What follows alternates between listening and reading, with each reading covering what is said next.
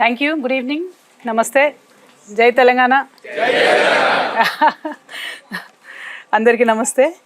I thank Professor Sanjay Jain ji and Sanam for facilitating this event. Very, very happy and very proud to be here. It's an honor, in fact, to be able to talk about my state in a prestigious institution like Oxford, especially in a department where developmental economics is discussed of the various nations. So I'm very happy to be here, to be presenting today. And as all of us know, Oxford is a very age-old institute, which is an institution which is reputed across the world for its research. And very happy to be here because when I speak about Telangana, when I speak about development, in fact, me and Professor were having a off-the-record chat just right now and talking about why do we only talk about developing nations, why not compare it with the developed nations, etc. So there's a lot of theories about it. But practically what I have seen in Telangana, I think bears a lot of weight, and that can be discussed, the model can be discussed across the nation. That is the hope and aspiration that I came here with. Otherwise, it's a very busy time in elections, but I took out some time to come here to make sure that if at all this model and the strategies that we applied for the ground path-breaking development that we have done in Telangana in a very small time, if that can be discussed, I think my one-day travel is totally worth it. So, first of all, very happy to be here. And when I am here abroad, I believe I not only represent my state, but I represent the country. And India, which has a very, very rich history of cradling a lot of luminaries from Lord Buddha to Jyotiba Phule to Dr. Ambedkar to Rabindranath Tagore to Jhansi Lakshmibai, Mahatma Gandhi. We can talk about Nagarjuna, who's propagated his Shunyavada philosophy across the world. We can talk about Aryabhatta, who's contributed a great deal to the world mathematics. So when we think about all these great people that our nation has produced, really feel proud to be representing India here. Very happy, very that we are able to continue the legacy of both that enlightenment and that innovation that our luminaries have given us. I just hope we can walk on their path and make them proud. And when we think about the luminaries from India, we cannot but ignore Chanakya. His policies, his theory is known as Chanakya Niti, who spoke of governance for the welfare of the people and society. Sometimes it's used in a negative connotation, but when taken in a right sense, it speaks about the welfare of the people and society, and especially his Ardhashastra that provides timeless insights into the responsibilities of a statesman, a guidepost, I think, that echoes in the visionary leadership of our Telangana Chief Minister, K. Chandrasekhar Rao also. We call him KCR very fondly, so here on I'll refer to him as KCR. And today I'm sincerely both humbled and also honored to stand before you at the prestigious University of Oxford to share the journey of my homeland, Telangana, and how collectively the vision of our people of Telangana, under the leadership of KCR, has set a model for a most integrated, inclusive, and equitable development. I mean, many people dream about equitable development. We saw it happening, and that's a proud moment for me. I will try and attempt to talk about how Telangana was formed, and then talk about what were the issues that were the most important challenges and how we went on to address it. Well, Telangana is a long-fought journey. Although the state was formed in 2014 in June 2nd, it was a 5-decade-long fight. We were a separate state called Hyderabad state. We existed as a separate state even after Indian independence until 1956. And we were a prosperous state, we were doing good. But then in 1956, a conditional and a forcible merger happened with our neighboring Andhra Pradesh. Then, of course, since then, somehow the merger was never happy, made anybody happy. We were constantly struggling, we were constantly raking up the demand of a separate statehood. That kind of led to a very inequitable development. We've always had this grouse that we did not get our share, and we constantly started raising the issue. But then, of course, in 2001, Honorable KCR had given a proposal to the people of Telangana that why don't we fight in a very peaceful but a political battle to make sure the statehood is achieved. People have blessed him, people have stood with him, and we fought under his leadership from 2001. And of course, the central government at that point of time, or the party was aspiring to be coming back to power at that point of time, they promised to support this demand for the first time. So in 2004, it was for the first time ever that central government acknowledged that the demand for Telangana state exists, and they agreed and they put it in the common minimum program. But then, of course, after the elections, they chose to disregard the demand. They reneged back on their word, and they shattered the hopes of people of Telangana. So KCR had to come out, then go on to the fast until death in 2009. Then the announcement of Telangana had happened. The separate statehood movement was full of flip-flops. From 2009 until 14 also, we were constantly seeing this turmoil happening. But finally, in 2014, June 2nd, the state was formed. So this is exactly 9.5 years back. And when we look back in 9.5 years, how was Telangana? Because I was just interacting with people here, and she was very happy. Sorry, I don't know your name. Sahishnavi was very happy that she visited Hyderabad and she's seen unprecedented growth. But in 2014, that was not the story. In 2014, the story was out of 10 districts of the state, 9 were declared backward by the central government. 2 districts, Khammam and Mehboob were categorized as the most hungry in the country. And the agriculture and allied sector, which supported around 46% of the population of the state, it was under severe distress, and the farmer suicides were number 2 in the country. It was very unfortunate, but that was the state of affairs. And we were a severely power distressed state. The shortage of power was around 2,700 megawatts, which ultimately led to a power cut of about 4 to 8 hours across the state. And that resulted in industries being shut at least for 2 days in a week, so they could operate in shifts. And neither we had adequate surface water for irrigation, nor did we have enough water for the drinking water. Also, of course, when your whole 9 districts are backward, revenue of the state was in shambles. So that was the situation in 2014, and that was the situation in which we inherited the state.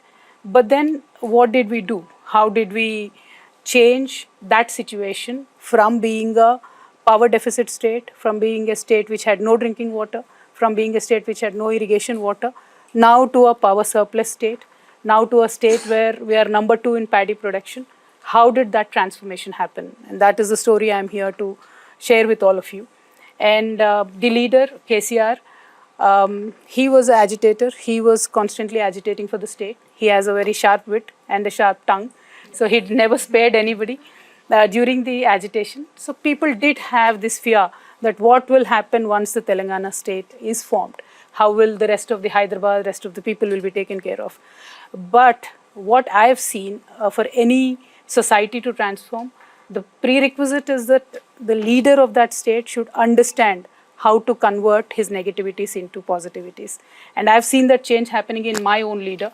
Overnight, from an agitator, he became an administrator. He made a statement saying, everybody is equal to me. He stopped using sharp words. He worked in silence. He worked with strategy, which he was always known for. And he worked with commitment and dedication. I think that is a prerequisite that undertook this paradigm shift. And of course, I am very well aware that I am standing in the Department of Economics, so I can't be giving flowery speeches. I should throw in some hard numbers at you. So I will do that too. But I'll have to tell you that from 2014, the careful balance of government spending, both in investing in infrastructure and also welfare, I think that took the state to the next level. So when we talk about the growth of Telangana in the last 9.5 years, the average of Indian GDP, when you look at all the 9 years, is 118.2% in the last 10 years, from 2014-15 to 2022-23. Whereas the Telangana's average is 155.7%. That's the increase of GSDP. So we always grew over the national average in the last 10%. So our contribution of Telangana state to the central's GDP grew from 4.1% in 2014 to 4.9% now in 22-23. But then the population was constant, it's 2.9 since 2014 till date. So that being constant, this contribution to GDP is the actual wealth or the contribution of my state to the country. Well, other than that, of course, economists take seriously the per capita income of any nation or state. So in 2014-15, we were at 1,12,162. Now, this year, we are at 3,17,115. So we have literally doubled the per capita income of our people. And this is in less than 10 years. But then see, per capita income also at times can be deceiving because growth could be stagnated in few people's hands and not everybody probably gets a benefit of the growth. So there is a concept called as Gini coefficient. The lower it is, the better it is for the people. The lower it is, that means everybody gets enough share of the income. I'm very proud to tell you that my state, Telangana, ranks number 1 amongst all states in terms of equitable income distribution. And our Gini coefficient is 0.10, which is literally on par with the Nordic nations or even better than most of them. So this is the thing that makes us all happy. The poorest of the poor is getting the benefit. Everybody is getting the benefit. And how did we achieve this? My personal love and India is an agrarian nation. We have to understand the fact. Any investment that we make has to be in agriculture. It cannot be ignored. That factor is taken very seriously in Telangana. 46% of our population is into agriculture. So we've made very, very serious investments in agriculture. In 2014, when we started, our agriculture growth was minus. It was minus 0.7%. And now, when you look at 2023, it is 37% in positive. So we have grown leaps and bounds in agriculture. And agriculture allied sectors, it could be dairy, fisheries, meat, poultry, etc. That we have grown by 13.3%. That was also negative, but we've grown now. And the best part is even during COVID, we've kept on growing at 15.7%. And this is primarily because government intervened and procured every last grain of the crop or the yield that the farmers got. So they didn't have to go around trying to sell it, but the government purchased it, and that is how the farmers got the money.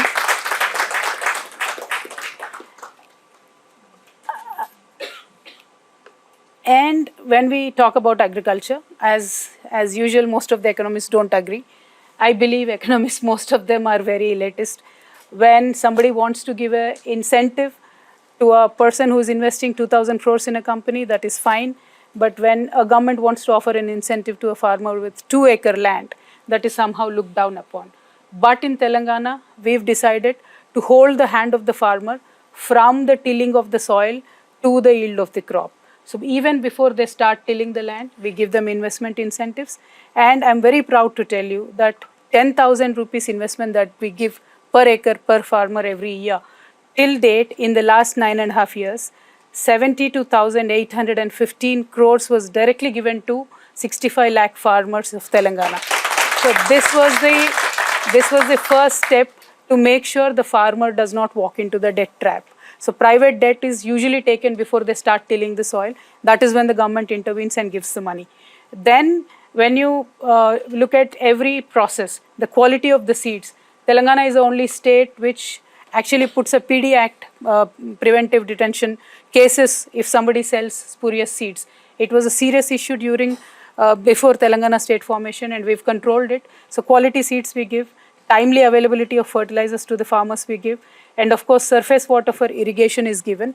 And I'm very proud to tell you today that we are the only state, or probably we are the only government across the world which gives free water. There is no water cess on the irrigation water to the farmers. And we also give 24 hours free electricity. That again is there nowhere in any country. There is subsidized electricity for agriculture, but Telangana is the only government which gives free electricity, 24 hours free electricity to the farmers. So the farmer is now secure. He understands that he is going to get free electricity, free water, in time quality seeds, in time quality fertilizers. Before he tills the soil, he knows that he'll get the investment input from the government. He doesn't have to go for a private debt. So the farming is done in a much more secured manner.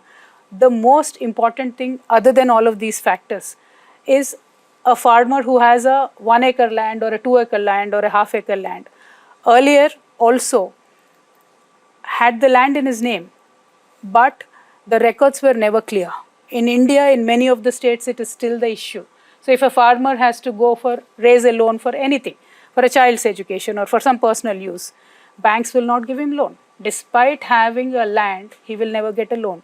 But the biggest revolutionary step Telangana government has taken up, we've introduced blockchain technology to map the land holdings of each and every farmer. And today, I'm very proud to tell you, 98 to 99% of all the farmland records are cleaned up and properly digitized by the government. And it is only with the fingerprint of the farmer that the records can be changed. So nobody can mess with your record, and there is a sense of security to the farmer, and the banks also can give loan to him. So he has access to additional finance if he wants to. So this sense of security net that we provided the farmer, I believe, is what led for the exceptional growth in the agriculture sector in Telangana. And of course, other than that, there are around 45,000 ponds in Telangana, which the government systematically invested and repaired using a scheme called Mission Kakatiya.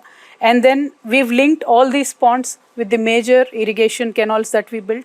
So the ponds are full of water 365 days in a year. So in the staunchest of the summer today, you can go to any Telangana village blindly. You'll see the pond is full of water. And that has led to increase in the water table, increase in fisheries farming, which is again supporting the rural livelihood. And of course, it is supporting the farming activity as well. So check dams, minor irrigation projects constructed, canals repaired, and the magic out of all of this is we managed to construct the world's largest lift irrigation scheme within 3.5 years of time. That is the largest and biggest achievement. The moment this lift irrigation scheme is built, we got 73 lakh acres of land connected to the irrigation system in the state. So 73 lakh acres earlier, before the Telangana state formation, for them to get one crop in a year was an aspiration, was a dream. But today I'm so proud and so happy for my farmers because they can get 3 crops, not one, but 3 crops. And that is why with a systematic, I'll just throw one number at you for your interest. Overall, before the state formation, from 2004 to 14, those governments, whoever was there, irrespective of the parties, those governments, the investment that they made in agriculture was 7,994 crores. But Telangana government in the last 9.5 years, we invested 1,91,612 crores in agriculture. So a policy, however powerful it could be, however positive it could be, if it is not backed up by your purse, the purse of the government, it is not going to work. So that is what Telangana government did.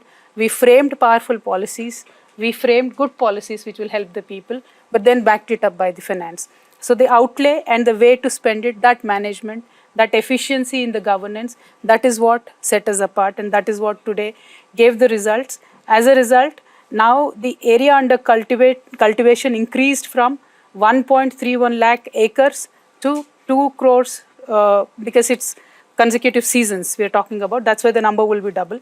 And of course, the paddy production increased from 68 lakhs to 2 crores metric tons in next slide, please, in 2021. So we are today the highest, second highest, so this is 2 crores. So we are today the second highest paddy producing state in the country. We are only competing with Punjab. Where are you, Sanam? We are competing with Punjab. So, and then of course today irrigation facilities, as I said, are available to 73 lakh acres. But then next time, once the Palamur lift irrigation scheme is done, then we will be able to connect 50 lakh more acres to that network. And once that is done, you can imagine what Telangana is going to grow.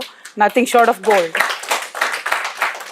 So one other important thing that we did, whatever revenue came to the government, we used it in a very positive way to make sure the cycle of prosperity continues, to make sure that the multiplier effect of the investment is properly taken care of. So in 2014, our budget was 62,000 crores. Now it has grown to 2,94,000 crores.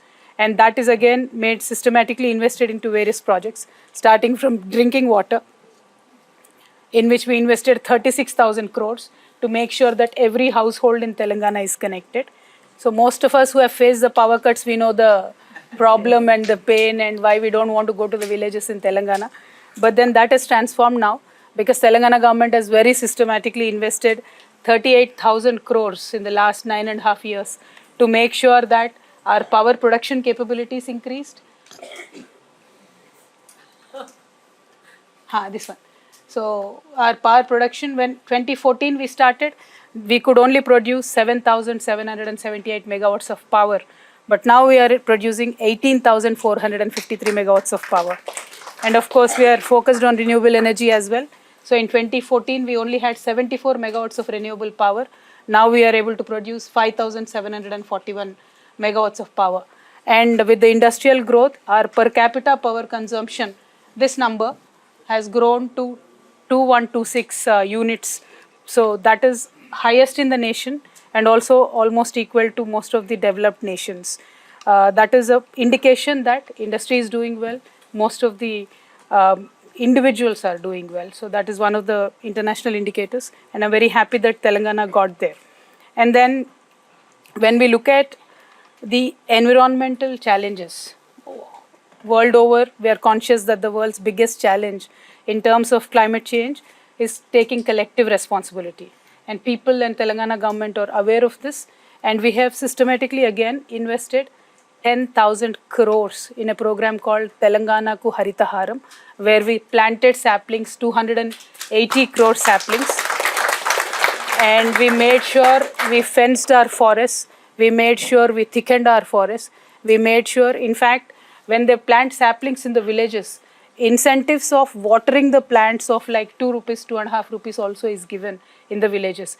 And we should be very proud. Telangana is the only state, probably in the world, where in every village you find a government nursery which is there and a park that is built by the government. It is a must and should. Every Telangana village, all the 13,000 villages, you go anywhere, that is available. So that is how we have increased our forest cover by 7.7% with a very, very systematic drive of this and investment. And when I look at problems like California, where they don't have water, I feel, why don't they invest? You know, they can make policies, they can invest. And this is why I was very excited to come to Oxford, because anything that is discussed here can go world over. And if somebody draws inspiration from this model, I think it will help people across the world.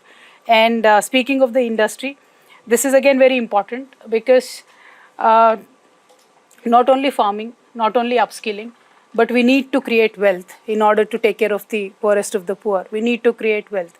And the wealth creation today, services sector, industry sector, it is very important to make sure that industries feel welcome in Telangana. We came up with a policy, TSI Pass, and this policy is very empowering, not only our people, but also industry.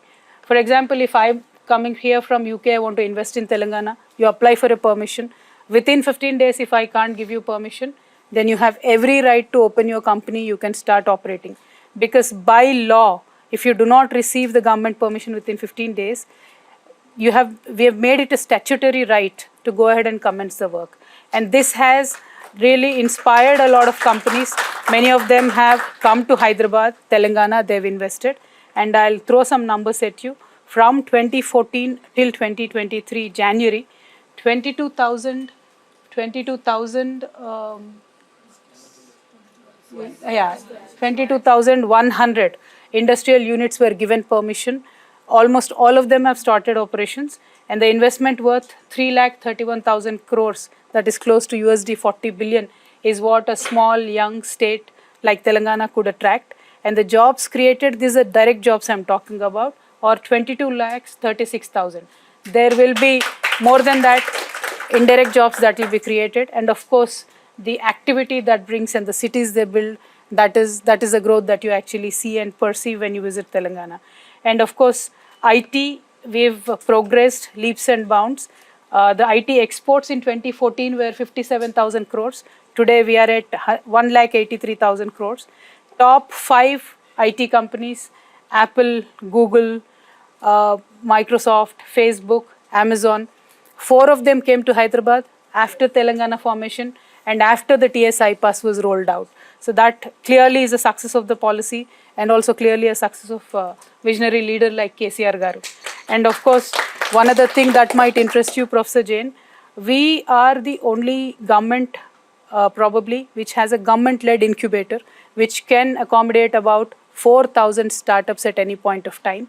We have T-Hub 1 and 2, and of course we have a exclusive women incubator. It's called V-Hub.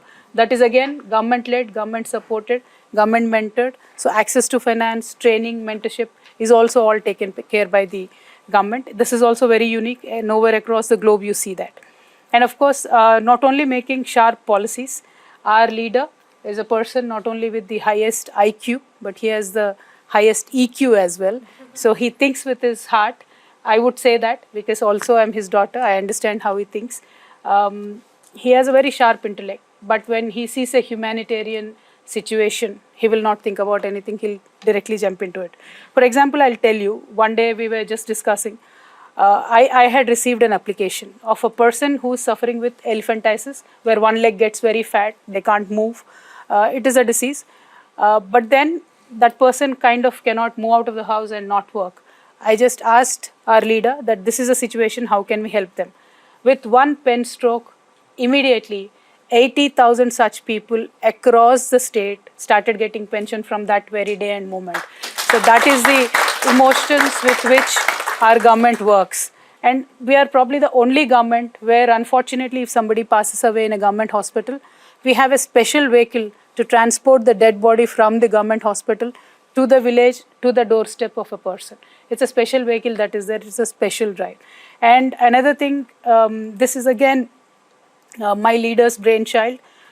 Pregnant women across Telangana, institutional delivery was missing. So to make sure that they come to the government hospitals, to make sure that the delivery happens institutionally, we've designed a program where the healthcare worker literally brings the pregnant women for every checkup in a government ambulance to the hospital, takes them back, drops them at home. I'm sure this does not even happen in UK, where we know and understand, one of the best healthcare systems in the world. But the way we take care of our pregnant women, nowhere else in the world anybody takes care of them. Because my district magistrate, my collector, sits in his office on his dashboard. He knows how many deliveries are happening today in the government hospital. So that is the kind of work that is happening in Telangana. And during COVID, I should make a special mention. So when we knew that COVID was hitting and transport is becoming difficult, so we mapped out all the women who were going to be delivered in 15 days, and then we brought them into the hospitals, put them in safe zones, made sure the delivery happened institutionally, and then sent the mother and the baby home very safely. So these are the kind of disruptive, positively disruptive interventions that this government is taking care of. And I'll just give you one more example, and this again, with one pen stroke, my leader could make it happen. Telangana was a parched state. We did not have enough drinking water. It was a dry region. There was a lot of fluoride issues happening in many districts. So many people suffered with kidney diseases. There are still a lot of dialysis patients in Telangana. But in the combined Andhra Pradesh, until 2014, until Telangana was formed, across Telangana, we only had 3 government dialysis centers. When we brought this thing to the attention of our leader, with one pen stroke, he sanctioned 104 dialysis centers across Telangana, and we immediately gave free bus pass to all these dialysis patients. We made sure that they got the most modern care in all these dialysis centers. In the most costliest of the private hospitals, they reuse the machinery for dialysis, but not in Telangana government hospitals. We do it a one-time use and we take care of our patients. And this has really earned a lot of goodwill for the government and the leader. And of course, in every government, we are giving, people try to give pensions, but there is no reason or rhyme or the positive effect of the pension that the pension would give. Because in 2014, before 2014, when we saw, there were various governments which were giving pensions starting from 70 rupees to 200 rupees to person, which did not really make any difference in their lives. So I gave a number here. In 2014, there were pensions given to 29 lakh people, but the rollout was only 861 crores per year. This is per annum. But in Telangana government today, we give pensions to 44 lakh 12,882 people, but the rollout is 11,628 crores. So unmatchable number, amazing number, which again creates a very positive impact in the lives of the peoples. So this is the positivity that this government is bringing in. And of course, when we talk about education institutes, we only wanted to see one result, that at least 50% of the kids go to the government schools. So we wanted to give a stiff competition to private schools, and we did. Today, this year, 2023, 50% of the kids are opting for government schools. 50% of course are still going to the private institutions. But then there are many numbers that I can give you. The best number that I like, we added 10,000 medical seats, very fresh this year, because in every district headquarters we wanted to put up a medical college. And before 2014, I can't even begin to tell you, I'll just give you one number. For the backward classes, across the state, we had only 19 institutes. Next slide, I think. 19 institutes. But now we have 310 institutes for just the backward classes, I'm saying, and other numbers I have. But then the number of students, if you look at, earlier it was addressing, the governments were addressing 8,000. Now we are addressing and attending to 1,65,610 students. So these are the kind of numbers, these are the kind of interventions that we are making. I know there's a lot of data and I can keep going, but then I'll have to summarize because we need to close by 8. What I feel is the vision of KCR and this model transcends, all economic matrices. It just touches a human angle in governance. And I understand in economics we always talk about the scarcity drives you to make certain choices. We did have scarce resources when we became a state. We were in dire condition. We were in distress. But the choices that we made led us in a very right way. And we hung on, we held on to those choices. And that is how we are able to create wealth today. And I believe a leader or a society should know how to harness the power of the raw resources that nature gives you into real wealth. I'll give you one example. Godavari river, Pranahita river was always there. It was there before KCR, it is there now, it will be there after KCR also. But the way KCR could build a world's largest lift irrigation project in 3.5 years and could irrigate 73 lakh acres just within a period of 3.5 years, no other leader thought about, no other government thought about. So that is the difference I'm talking about. How do we as a society harness the raw power of the nature that bestows us, and how do we convert it into real wealth? So today, whatever is grown in those 73 lakh acres, that is the wealth of our state. And that is how our GDP is growing. That is how we are growing as a nation. So, the Telangana model, when we talk about, the core of this model is to harness the existing resources that we have. And that I believe we've done wonderfully. And we are fighters. We fought for Telangana. We are fighters. We are fighting for the development of Telangana. And there is a joke in general about governance. They say if there is a bad government and you give them Sahara Desert, what happens is they'll create a scarcity of sand also. So that is bad governance. But when you want to look at a good governance, you should come to Telangana. I invite you, Professor Ji, please come to Telangana with your entire department. No, seriously look into what we have done. Tell us where we can improve, or tell the world what is working for us. And you can never get a better example than Telangana, because we were under duress and distress. But then how we transformed, the positive interventions that we've made. I only gave you some 4 or 5 examples. That could be agriculture, that could be pensions, but there are many more. We almost have 252 programs that attend to various sections and sectors of the population. So I really do invite you. Please do come down. And one of my very, very favorite program is Dalit Bandhu program, because it addresses to the most oppressed section of the society.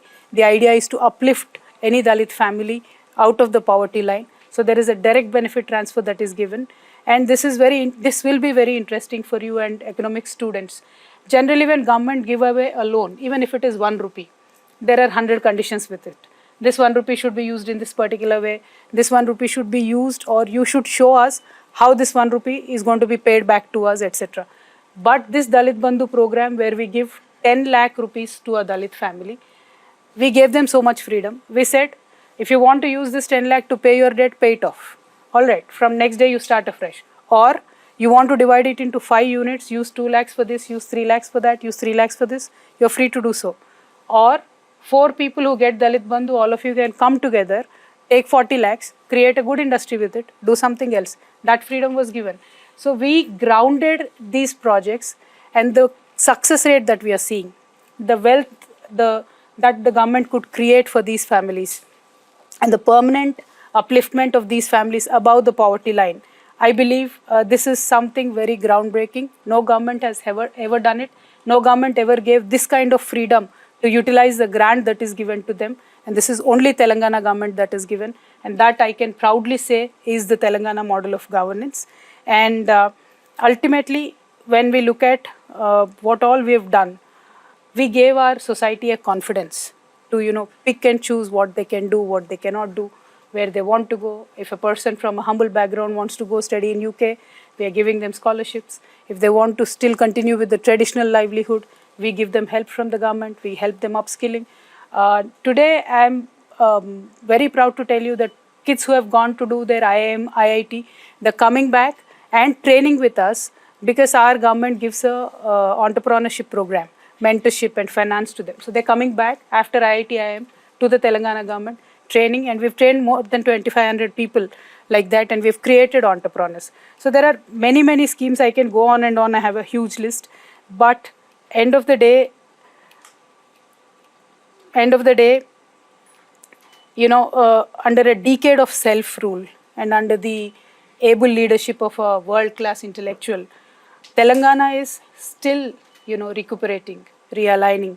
We are still rediscovering, because the pain that we have gone through, the suffering that we have gone through, the decades of neglect that we have gone through, the generational loss of opportunity to create wealth, to become a different people and a society that we have lost, we're still recuperating. So we're stabilized in this 10 years, but this is our springboard now. From here, we will again, jump back. We will have to achieve much more. Now I can say we can dare to dream much bigger dreams than this. And under the able leadership of KCR Garu, I believe we will continue to do so. And once again, in the growth, in the development of any state is the development of the nation. India is also growing. India will become much bigger. And with leaders like KCR, with models like Telangana, that can be applied universally to the nation, to the world, I'm sure we will grow as a country, and we will be awesome, amazing. Thank you. Jai Telangana, Jai Bharat. Did I take more than half an hour?